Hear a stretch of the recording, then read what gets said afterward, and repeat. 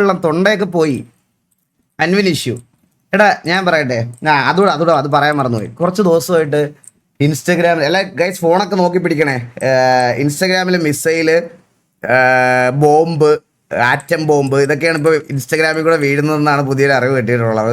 അപ്പോൾ എല്ലാവരും ഒന്ന് സൂക്ഷിച്ചൊക്കെ ഫോണൊക്കെ പിടിക്കുക. എപ്പോൾ വേണമെങ്കിലും എന്ത് സംഭവിക്കാം. അങ്ങോട്ടും ഇങ്ങോട്ടും എല്ലാവരുടെയും വാറൊക്കെ കണ്ടുകൊണ്ടിരിക്കുക. ഞാനും ഇത് കണ്ടുകൊണ്ടിരിക്കുകയാണ്. നിങ്ങളൊക്കെ എൻജോയ് ചെയ്യുന്നത് പോലെ ഒരു സമാധാനത്തോടെ പൊയ്ക്കൊണ്ടിരുന്ന കുറച്ച് ആൾക്കാരുടെ വീഴ്ച അല്ലെങ്കിൽ അസമാധാനക്കേട് അതെല്ലാം നമ്മൾ ഇൻസ്റ്റഗ്രാമിൽ ഇരുന്ന് കണ്ട് കുറച്ച് ദിവസമായിട്ട് എൻജോയ് ചെയ്യുന്നുണ്ട്.